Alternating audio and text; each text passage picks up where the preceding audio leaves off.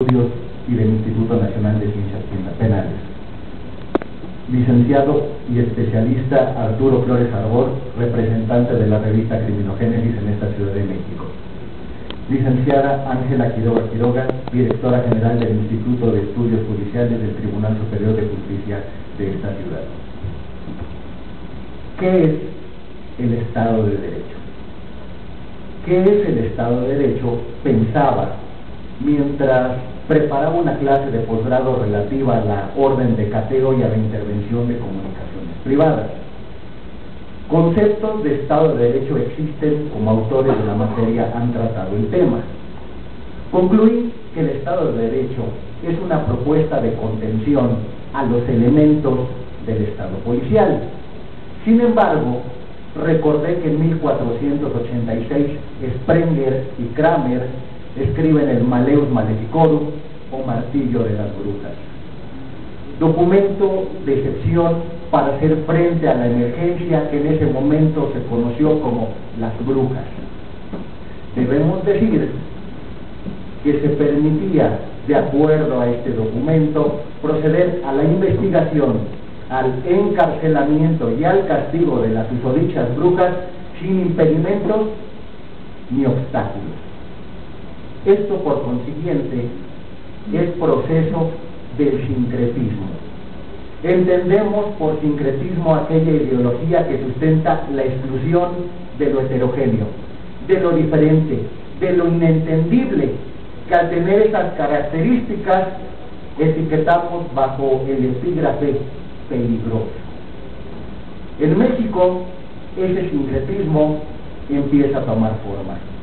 Tiene antecedentes en la Convención de Palermo, en la Convención de Viena y más recientemente en las reformas del 18 de junio del año en curso, con las cuales se legitima la posibilidad de que la emergencia sea atacada vía las excepciones a partir del derecho penal de la doble vía, del derecho penal de las velocidades, del derecho penal de la peligrosidad, del derecho penal del hostis, del hostibus o simplemente del derecho penal del enemigo.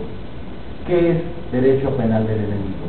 Entendemos por esto un constructo lingüístico de naturaleza artificial que legitima la posibilidad de excluir el carácter de persona a un sujeto, para incluirlo en un catálogo de riesgos y peligros sociales.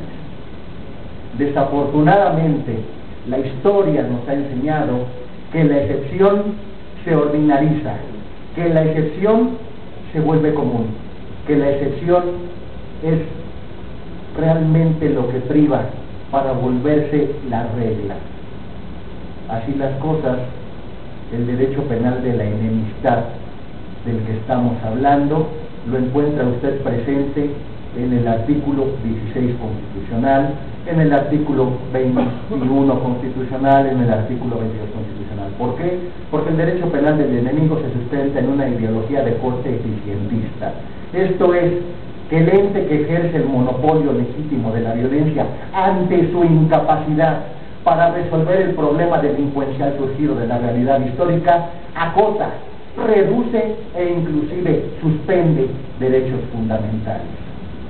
Si usted analiza el nuevo artículo 16 constitucional, encontrará que se puede arraigar un sujeto hasta por 80 días, siempre y cuando sea necesario para el éxito de la investigación.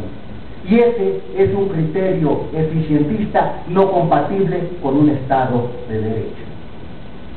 Si recordamos los principios del Estado de Derecho y del derecho moderno, contenidos en el artículo 20 constitucional, apartado A, fracción quinta, encontraremos el principio de carga de la prueba como obligación del órgano de la acusación. En el apartado B, fracción primera, encontraremos el principio de presunción de inocencia, pero tales principios son negados de manera expresa en el artículo 22, fracción tercera, pues tratándose de la extinción de dominio, opera la reversión de la carga de la prueba para que sea el particular quien acredite la procedencia lícita de sus bienes. No será el Estado quien acredite la ilicitud, sino el particular quien acredite la licitud. Esto no es compatible con un Estado de Derecho y es otro síntoma propio de un derecho penal del hostis o de la enemistad. Si continuamos avanzando, nos han engañado. Nos dijeron que no vivimos en un estado policial porque la policía no puede ingresar a nuestros domicilios sin órdenes de cateo. Esto es falso. La tesis número 21/07, que emana de la primera sala de la Suprema Corte de Justicia de la Nación, legitima la posibilidad de que cualquier policía se introduzca al domicilio de cualquiera de ustedes. Vivimos en un estado policial. Señores, esto es preocupante.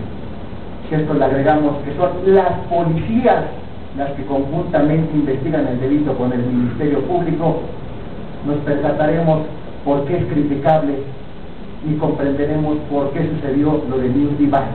La policía de esta ciudad no tiene facultades para investigar porque no está preparada. Y en materia federal, el ejército invade esferas de seguridad pública sustentándose en la tesis 34/2000 y 38/2000, ambas emanadas del Pleno de la Suprema Corte de Justicia. Pero olvidan que el artículo 434 del Código de Justicia Militar establece que el ejército es aquel instituto que tiene por objetivo hacer la guerra, y se hace la guerra contra el enemigo, contra el que es hostil. Por ello no nos extrañe que el artículo 21, párrafo 7, determine la posibilidad de que el agente del Ministerio Público disponga de la acusación en base a los criterios de oportunidad. Estos y otros temas, por supuesto, son tratados en la revista especializada en criminología y derecho penal Criminogénesis, dirigida de manera atinada por mi amigo el maestro Alejandro Carlos Espinosa. En los números 0, 1 y 2 de la revista, usted encontrará artículos escritos por Eugenio Raúl Zaffaroni, por Matías Bailone, por Miguel Polaino Navarrete, por Emma Mendoza Bremans, por Leticia García García, por Irma Griselda Muchategui.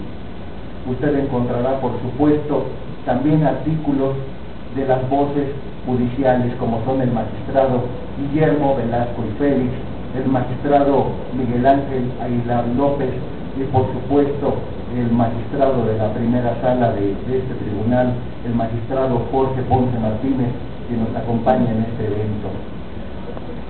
Todos ellos, y por supuesto no podemos olvidar las participaciones del doctor Israel Alvarado Martínez, del doctor Rodolfo García García y por supuesto del director de la revista, maestro Alejandro Carlos Espinosa, quienes nos acompañan en el presidio.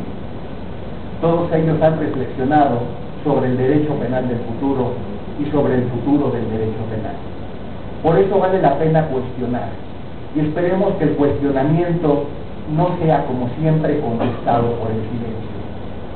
¿Permitiremos que el poder siga acotando derechos fundamentales para individualizar ciudadanos de enemigos? Porque si es así, la pregunta inicial de esta charla, ¿qué es el Estado de Derecho?, va a carecer de todo sentido, pues este desafortunadamente, gracias a nuestras omisiones, será abolido.